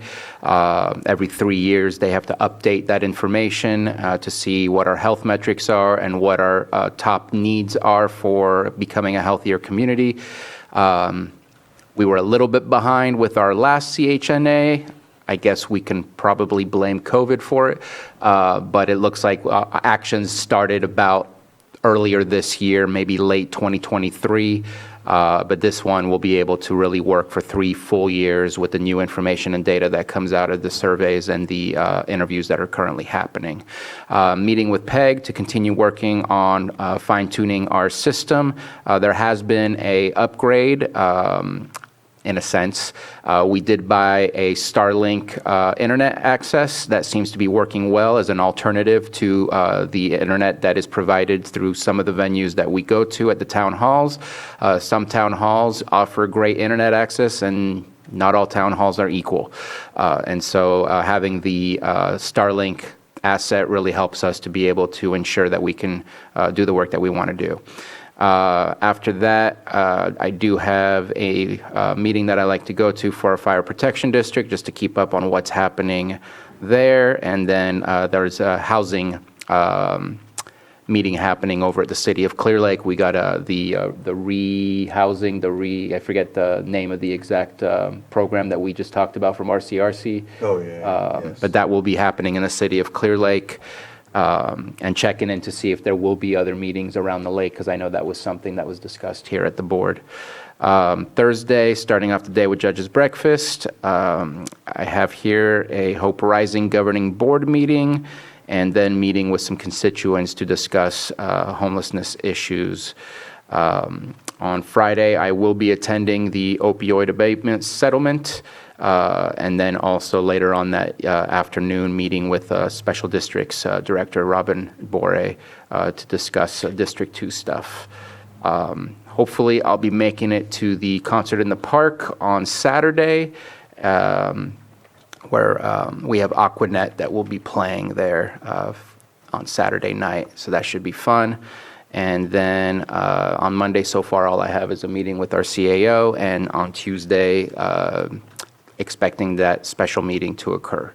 That's all that I have on my calendar, so let's go ahead and shut that down. And we do have water resources in the room, so let's go ahead and take up item 5.17, sitting as the Board of Directors, Lake County Watershed Protection District. 1, approve of the agreement for caretaker services at the Highland Springs Recreation Area Park in Lake County, California. 2, approve the lease agreement and authorize the Water Resources Director to sign both agreements.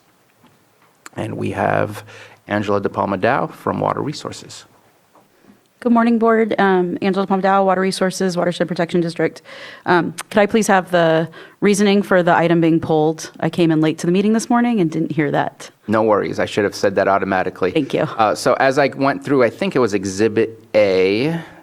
What did I do? I closed the wrong item. Where it has the scope of services.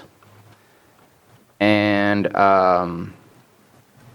In the scope of services, I see basically trying to ensure that people are behaving on the property, ensuring that people are not there when they shouldn't be there, when it's closed, not having fire pits, campfires, a lot of maintaining of stuff.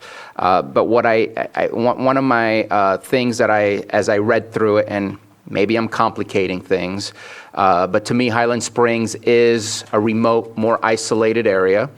And one of my thoughts was, are we doing any kind of training for CPR, first aid? Narcan was brought up when I discussed this with Director Upadhyay, and it's just something I wanted to bring up as a conversation, just because I worry about what can happen out there. There's been some comments that we've received. I don't believe anything has happened out there, but ensuring that there's some help while we call 911 and wait. I'd hate for, I don't know if that increases the liability and creates a new problem, but it's just a discussion I wanted to bring up. And so I don't know whose pen went up first, Supervisor Pyska, Supervisor Green.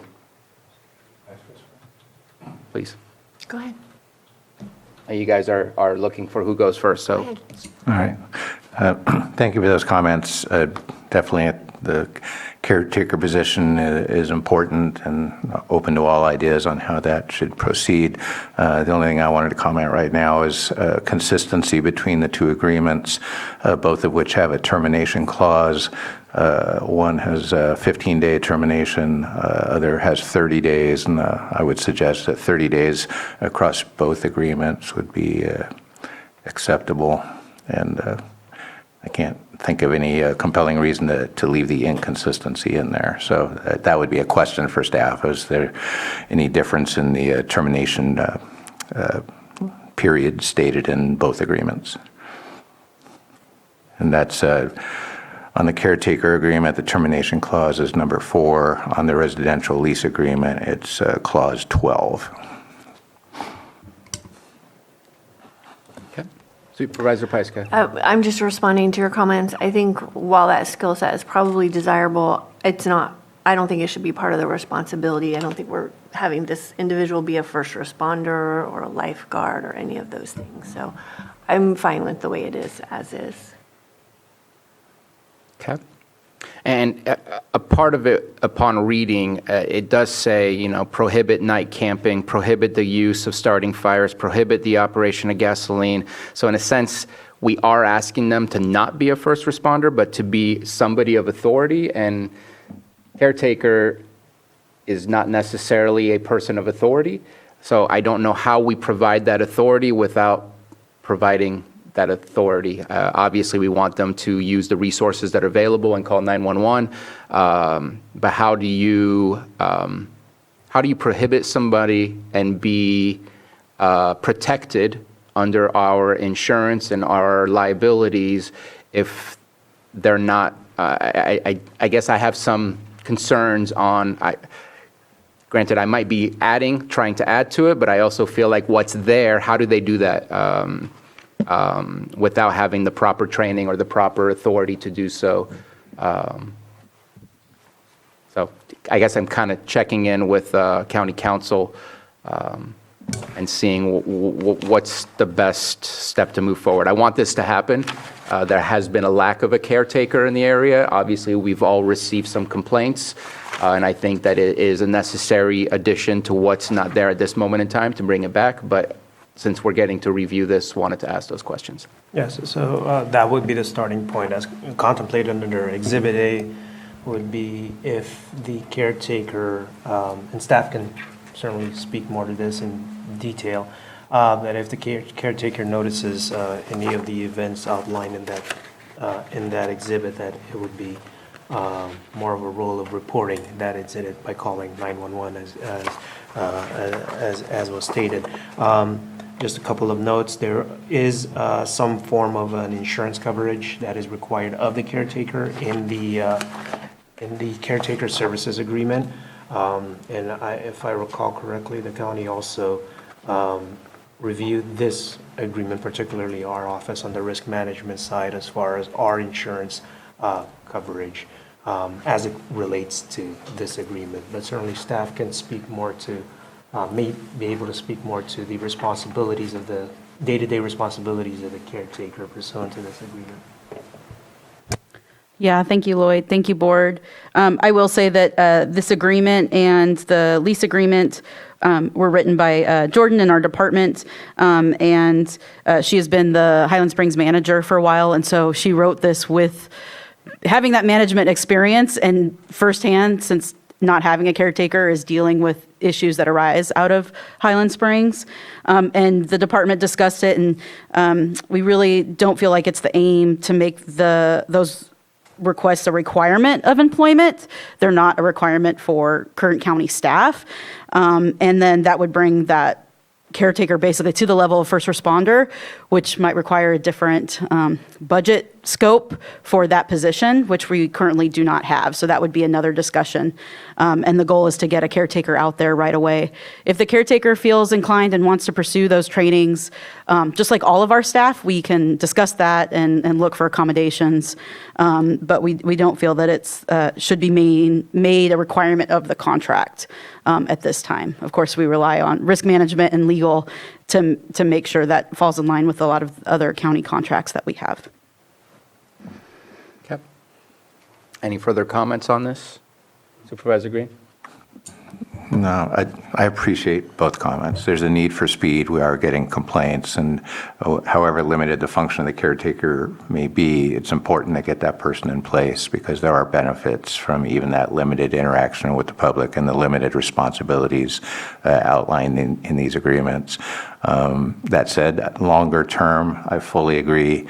We need to do more with Highland Springs. And I'm very sad Ms. Beaton will not be with us much longer. And I think what really need for land management purposes is some ongoing discussion with public services, or just how do we manage that land and those facilities, and even consider expanding those facilities. But those are going to be longer range discussions, and we may spin up support contracts to address some of those issues you're talking about. But we clearly need to get a body in that house and get those functions going, get that gate locked timely, and just do the things that the community expects of us out there. And but yeah, lots of room and lots of room for growth and potential about enhanced services.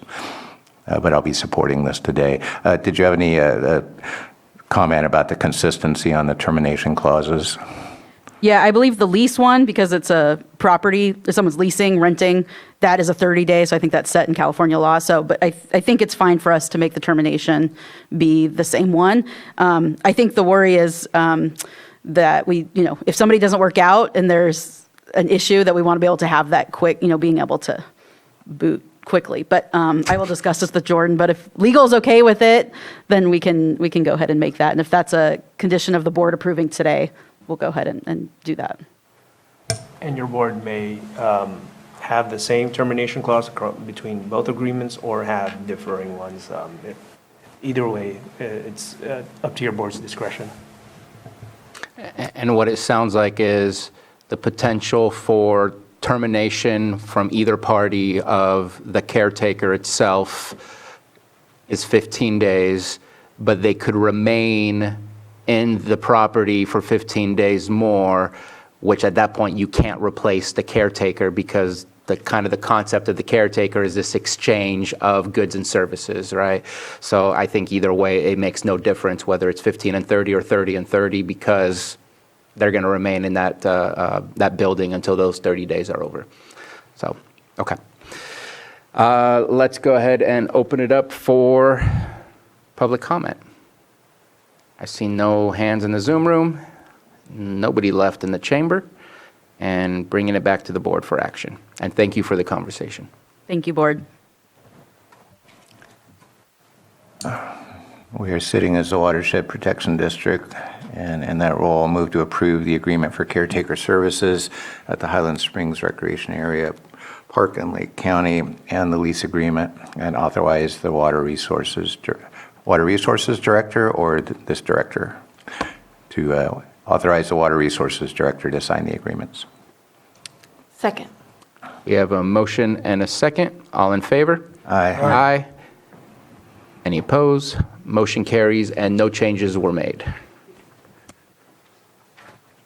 And that completes everything that we can do until 11:30, I believe. Let's go ahead and go into closed session, and we will continue our open session at 11:30. Not sure if we will get through all of the closed session, but I'll read them all out. 8.1, conference with legal counsel, existing litigation pursuant to Government Code Section 54956.9D1, Cordova v. County of Lake et al. 8.2, Public Employee Evaluation, Health Services Director. 8.3, Public Employee Discipline Dismissal Release. And with that, we will go into closed session, and again, we will be back in open session at 11:30.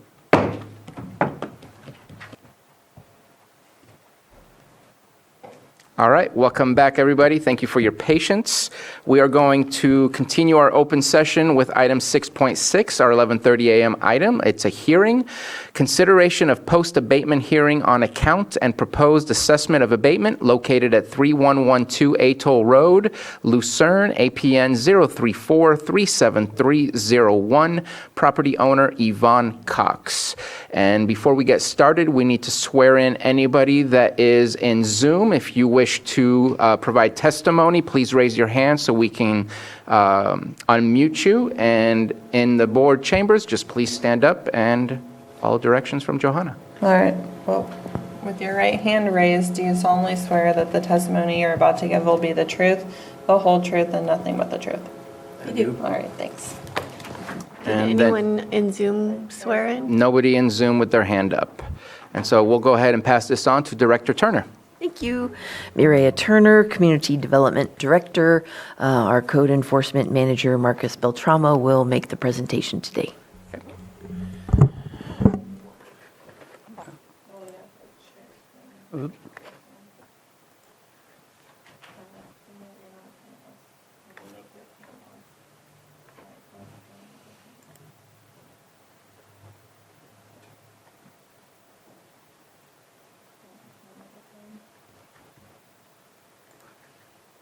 Sure.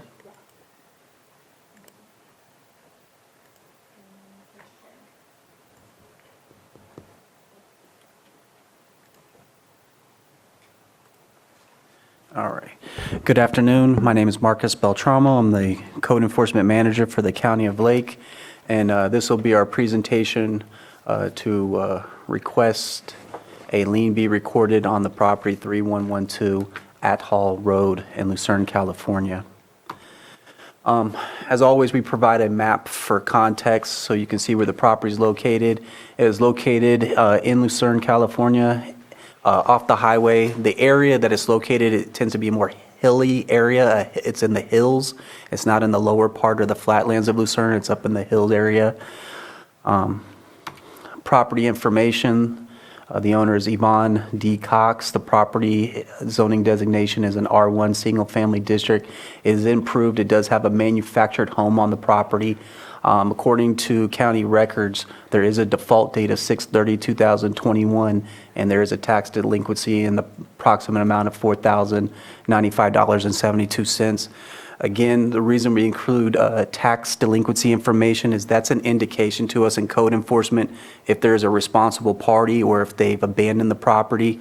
Usually this gives us an indicator whether or not somebody will correct the violations or if the county will have to be the last resort and move forward to bring the property into compliance. The issue was brought to our attention or referred over by the sheriff's office. They were out there for a call. They provided these photos. We also had a neighbor about the same time also call in and refer a complaint over to us for an excessive amount of rubbish and garbage piled up in the front of the property along the roadway. This is the photo that was provided to us. We did our assessment. We did issue a notice of nuisance and an order to abate. That notice was issued on March 23rd, 2023. I'm not going to recite all the violations that we cited. It's in the memo. It is public record if people wish to review that.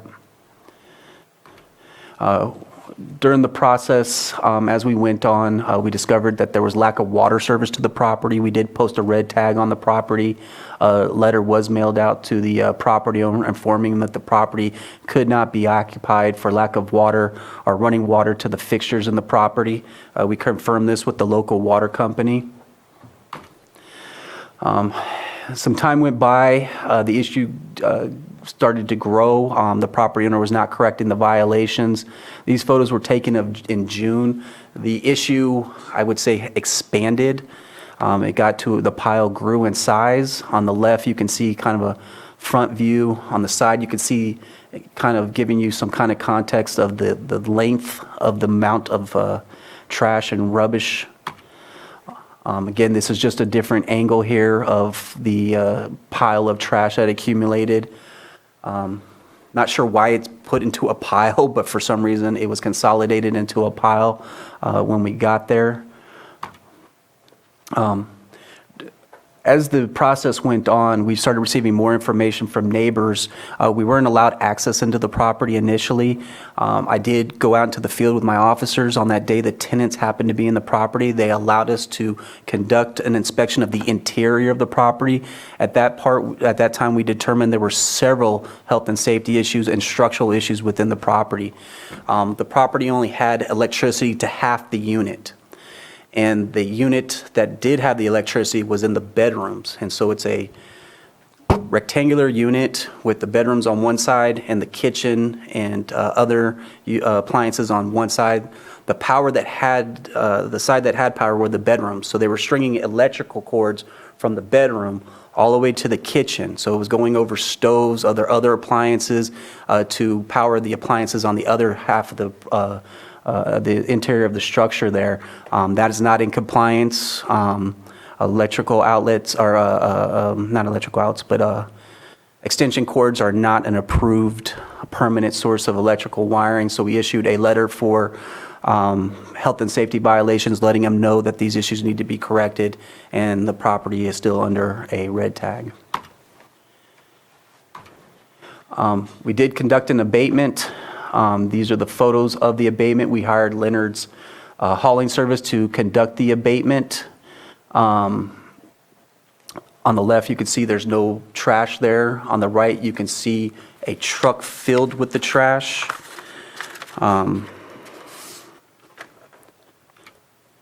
The contractor's cost for this was $450. The administrative cost was $416.04. Staff is recommending the Board of Supervisors approve a lien in the amount of $866.04 and to direct staff to record a lien against the property. At this time, that concludes my presentation. Thank you very much. Any questions or comments? Supervisor Green? I just want to clarify, if staff hasn't already, the appellant's not here today. Thank you for all the hard work that goes into these. You know, when we're trying to collect money, you got to document it, and here we are for $866. I guess my question is not really anything case specific, but if it's all liens all the time, I don't think that's necessarily super cost efficient and maybe not even a deterrent. I'm looking at the code section. There's an alternative collection where we could refer the debt to a collection agency as opposed to placing a lien on the property. And I'm curious if that's ever been utilized by your department, and I'm also curious if any different outcomes, because we can record an $800 lien on a property, it's going to do absolutely nothing until the property sells. We do a collection agency, we still may not get the money, but I think it's more on point as far as holding the responsible person actually responsible and possibly deterring future violations. So do you have any information about whether you've ever referred debts of this manner to a collection agency? So I am familiar with that section in the code. We have not explored using a debt collection agency to go after monies that were attached to a lien recorded on a property. That is a tool that's provided to us in the code. it's something we can explore. Right now, the only debt collection agency or processing agency that we're using is for administrative citations.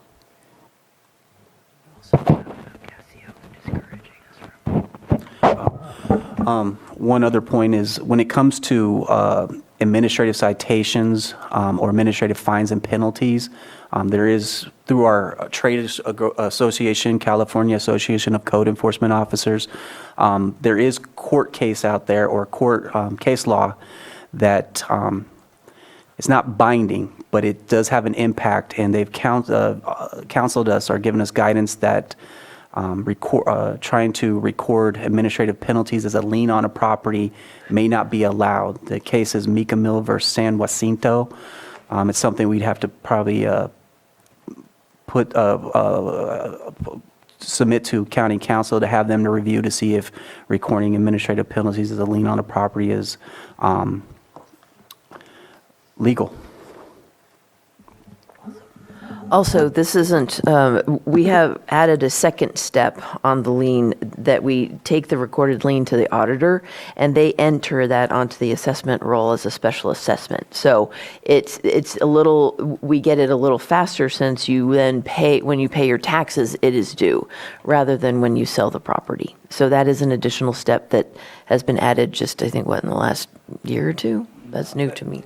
To my knowledge, since I've been here, it's always been part of the process. You record the lien, then you submit it to the assessor to go on to the tax roll.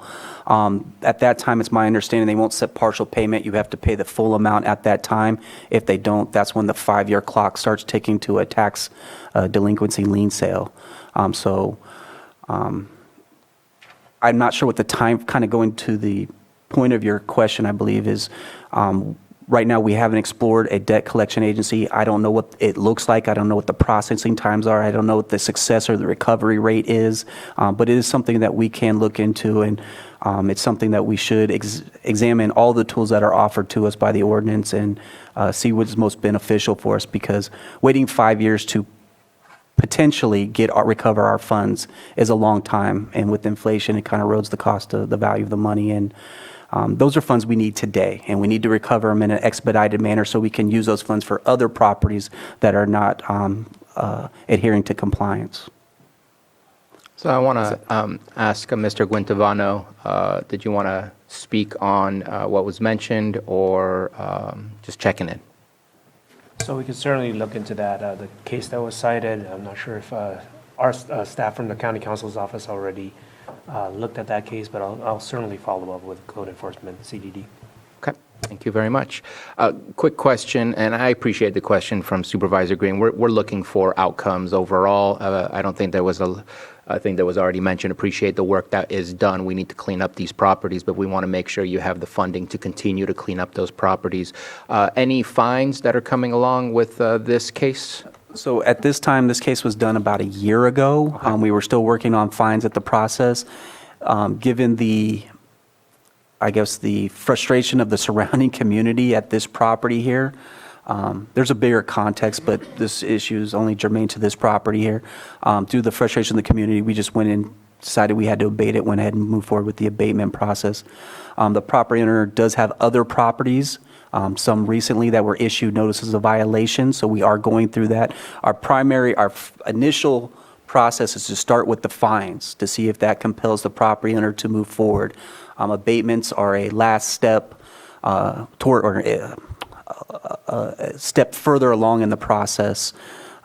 We rather go through all the other steps first before we do the abatement and use public funds to abate these properties, and kind of go into the answer I gave earlier, potentially waiting 5 years to recover those funds so that we can use them again. We have a lot of issues in this county, and those funds are very valuable. And so property owners not adhering to their responsibilities and doing what they need to do, those funds need to be utilized to attain and achieve compliance. And the more that we do that, the more hopefully the message get out to other property owners that if you do not do this, the county will come in and abate the matter and restore the property to compliance. And property owners should also be aware, if the county does the work, it's more expensive. Usually it's twice the cost. So it's in the property owner's interest to self-abate the properties and lower their cost burden. Absolutely, and I appreciate the timeline for this, but I know that we have implemented the fines, and I think that's an additional way to get some of those things that we're looking for to ensure that there is continuity of the service you're providing. So I think we are expanding the possibilities when it comes to recouping those funds. And then one quick mention, you're saying 5 years. We do have the capability to pass an ordinance, I think, or a resolution, where if there is a code enforcement lien on a property, you can bring it down to 3 years. It doesn't have to be the 5 years. It's just standard status quo 5 years, but the possibility to bring it down to 3 due to the fact that we had to go out of our way and spend public funds in order to recoup them faster through that resolution or ordinance change. We can go for 3. And just to kind of piggyback on that, my understanding is that for a vacant lot, if there is a lien attached to the property, the county does have the ability to foreclose within 3 years if it's a vacant lot. So we should be looking to utilize that tool as well. Awesome. Vice Chair Crandall? So just piggybacking on that too. From what I understand, and maybe this is where the ordinance comes in, but if there is a red tag on the property and they have a 5-year, situation with their taxes, can it be reduced to 3 years because of that red tag, or is that something that goes along with the ordinance? I thought there was something in place right now that if there's an active red tag and they have outstanding tax default, then they can be moved or, We could look into that. Yeah, I think that's what, Off the top of my head, it's not. And I want to say the rules and regulations were in the state controller's office where they provide the rules and regulations for tax auctions, Chapter 8s and things like that. And so it's somewhere within that guidelines, but there's something to that. And I think, as was kind of alluded to, providing as many tools as possible to ensure that we can continue to do the cleanup that needs to happen and get people to comply with the rules and regulations. All of our communities deserve that, so. Thank you for the conversation and discussion. Thank you for your presentation. Opening it up for anybody from the public who swore in. I see nobody got sworn in the Zoom chamber, and nobody got sworn in other than staff in this board chamber, so let's go ahead and bring it back and take action.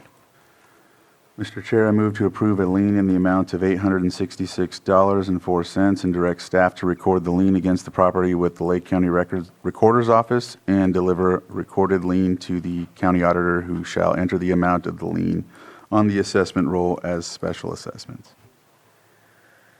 Second. We have a motion and a second. All in favor? Aye. Any opposed? Motion carries. Thank you for your work. And with that, we will go back to closed session and continue where we left off in closed session. And that will be all for our open session. Thank you, everybody.